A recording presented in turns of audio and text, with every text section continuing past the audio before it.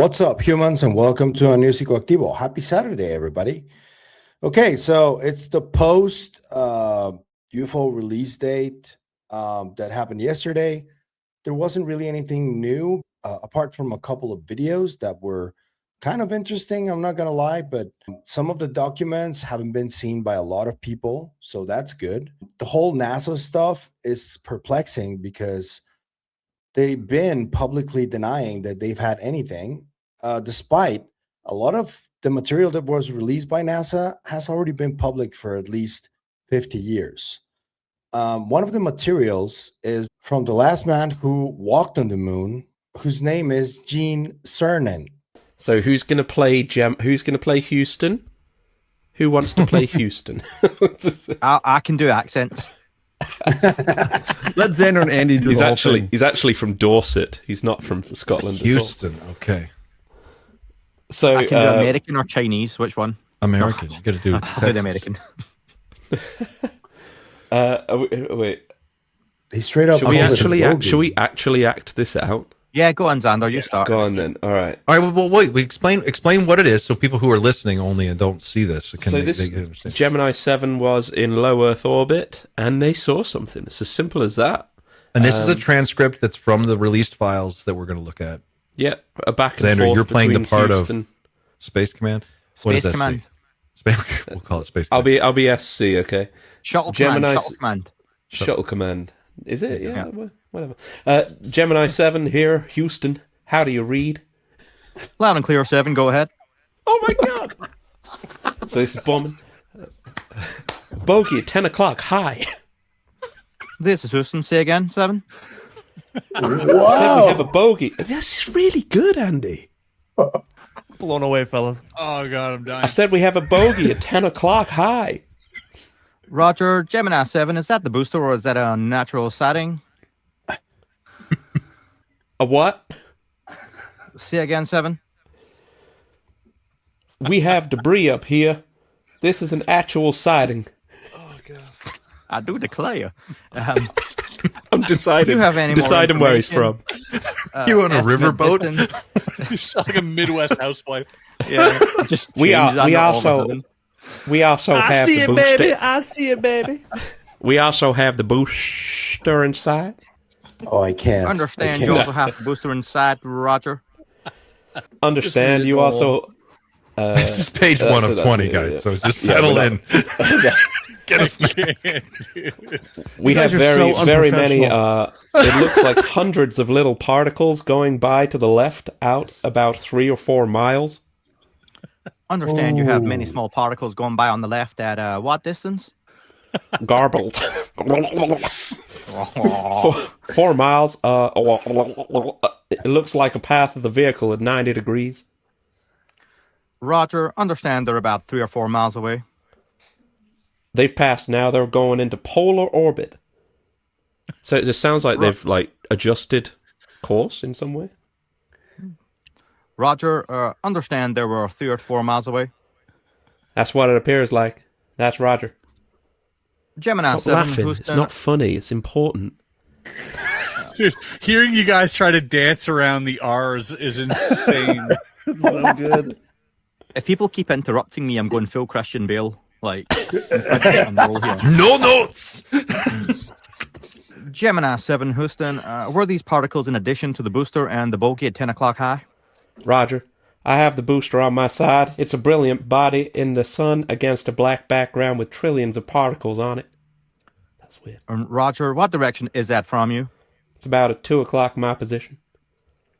Does that mean it's ahead of you? It's ahead of us at 2 o'clock, slowly tumbling. Roger. I mean, we can't do 4 pages of this, can we? Yeah, we're not. But anyway, You guys it both seems sound like Herbert the Pervert from Family Guy. This is where the doctor's note takes over anyway. So. But Xander, what do you want in the scene? What do you want? And we're going to talk about him today. So, Mr. Cernan was part of the Apollo 17 mission. He actually traveled into space 3 different times. Let me show you an image of Mr. Cernan before I continue. This is Gene Cernan. He traveled to space 3 times. To the moon, he went twice. as a pilot for the Gemini 9A in June 1966, as lunar module pilot of Apollo 10 in May 1969, and he was the commander of the Apollo 17 mission, the last mission to go to the moon, in December 1972. That was the final one. He was also a backup crew member for Gemini 12, Apollo 7, and Apollo 14. During the Apollo 17 mission, though, he became the 11th person to walk on the moon, as well as the astronaut with, get this, the longest time spent walking on the moon. And he's also the last person to walk on the moon as of today, 2026, because the Artemis 2 mission only went around the moon. So we have something new about Mr. Cernan from Jesse Michels. There's also this picture that I really like. That's from one of those missions. And then there's this audio, which is the last words that he said before leaving the moon. Bob, this is Gene, and I'm on the surface. And as I take man's last step from the surface, back home for some time to come, but we believe not too long into the future, I'd like to just let what I believe history will record, that America's challenge of today has forged man's destiny of tomorrow. And as we leave the moon in Taurus literal, we leave as we came, and God willing, as we shall return, with peace and in hope for all mankind. Godspeed, the crew of Apollo 17. So, presumably, when he was there, something happened that he presumably reported to a Japanese NASA historian. And this is a report from Jesse Michels himself. He didn't show it in his American Alchemy channel yet, but I think this was a well-timed drop because he recently went to Japan to do a lot of different things for his channel. And he spoke to this gentleman right here. And we have to talk about what they say here because it's really interesting.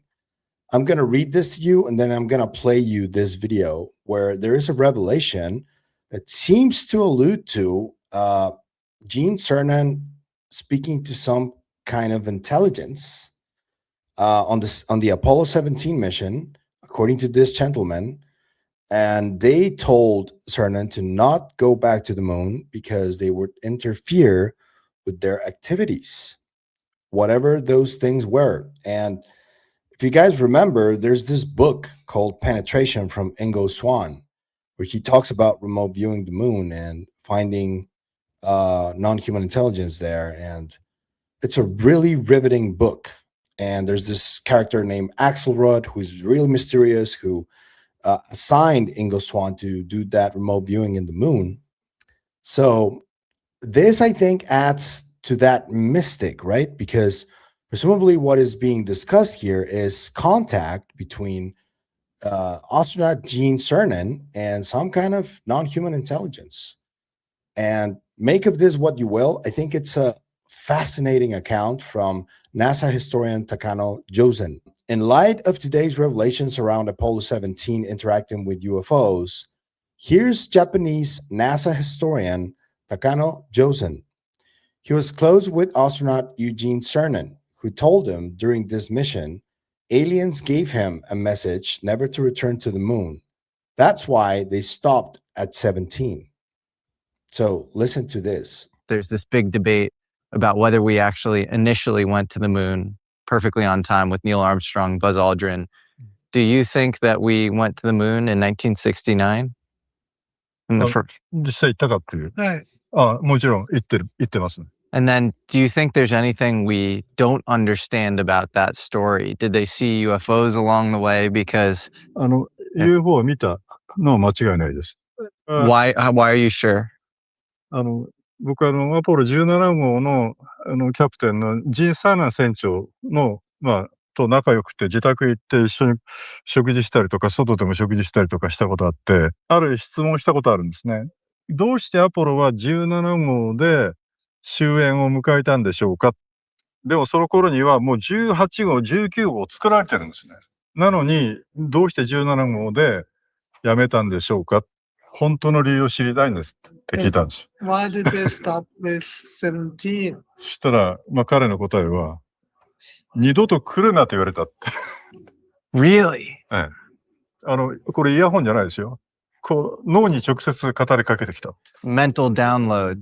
Never come back again. And were any reasons for not coming back again that they cited? 頼むから、地球人類を邪魔をしないでくれって言われた。Why? 私たちの研究なりを邪魔をしないでくれ。私たちの活動の邪魔をしないでくれって言われた。例えて言うとですね、私たちが何か実験室で実験をしていると、猿がいっぱい実験室に入ってきたら頼むから出て行きなさいって言うでしょ。あれと同じことです。So do you think the extraterrestrials were using the moon as a way to research the Earth? 38万キロ離れた月からもうすでに観察はしてますし、あれは人工的に作られたものだと僕は思ってます。月自体が。で、あそこからずっと観察をしているか、あるいは彼らが必要なものを取り出したりはしてると思うんですね。で、非常に大事な場所だとは考えてます。で、自然にできたものじゃなくて人為的にって彼らが意図して作ったものだと僕は考えてるんですね。Did you ever ask Eugene Cernan, why don't you go public with this information? 彼が自分が亡くなってからこのことは話していいよということを言われたり、僕は彼から実は画像をもらったんですね。キャプテンが月の裏側を通過するときに一体何を見たんですかっていう質問をしたときに、構造物を見たと言われたんです。What? その構造物の一部の写真を僕もらったんです。興味がもしあるんだったらうちのお寺にありますから後でお見せします。Yeah, the artificial constructions? You can show me those? Yes. You have photos? Yes. Oh, I'd love to see. That's amazing. What? So, presumably Jesse already saw these pictures. Oh man, I would love to ask him what he thinks. Man, this is pretty wild. I don't know what to think about this. Please let me know what you think in the description. What do you think about Gene Cernan's speech, and then this account from the NASA historian in Japan who spoke to Jesse Michels that this non-human intelligence told them to never go back to the moon because they were interfering with their research and their activity. Pretty wild. And what do you think about these images that Jesse Michels saw, probably, of these structures? There's other accounts in the past that have spoken about structures in the moon, not just Ingo Swann, for example, but there are others. Can you guys remember which ones those are? Leave them in the comments. So let me know what you think. I think this was a really cool and interesting contribution from Jesse Michels. So kudos, Jesse, again for this. And I can't wait to ask him if he saw these pictures or not. But yeah, let me know what you think. Can't wait to hear what you got to say. Before I leave, I want to present you with Psicoactivo's third ever sponsor, a really cool concept by the name of UFO Designs 3D, which is being really successful right now, from my friend Gary. Thank you to UFO Designs 3D for sponsoring this video. I'm just introducing to you guys the third Psicoactivo sponsored UFO Designs 3D from my friend Gary. And it says, finally, UFO and alien models worthy of your collection. So let's see the collections, yeah, because this is really exciting. And this is the one that I got. UFO replicas are right here. And you got the Boblasar S4 sports model, the classic flying saucer right here, the TR-3B Black Manta, the Kexport Acorn UFO, the Indonesia Octagon from Michael Herrera, and the Rendlesham Forest UFO. And two presentation, all of these, and the Flash Gordon rocket ship as well. So that's one. And then you got alien figurines and busts. The second one, gray alien head bust, is the one that my friend Gary brought to me. This is the one. And this is the sports model that he also sent. Are pretty awesome. He also sent me the Rendlesham one and the TR3B one. I will show them later to you guys, but I wanted to show them with you. And this really sturdy material. It's really good. So the idea is to have people from the community who have small businesses like this one, and just so the whole support stays on a loop amongst the community. And I think this is a wonderful opportunity to do that. And there are many different sizes. These operate as headphone stands as well. And these are a little different from more like fantasy lore, you could call it. And then there's the gray alien and the Roswell gray alien. So what is going to happen here is that the way to support this small business is going to be as follows. So we're going to be doing, I'm going to leave a link in the description down below. You do get a promo code for the first order that you get, a 15% off. Only if you use the code Psicoactivo at checkout, you get a 15% off. So you go to ufodesigns3d.com. After you fill your cart, you put the word Psicoactivo at checkout for a 15% off in your order. I hope that you guys like these ones. They're excellent.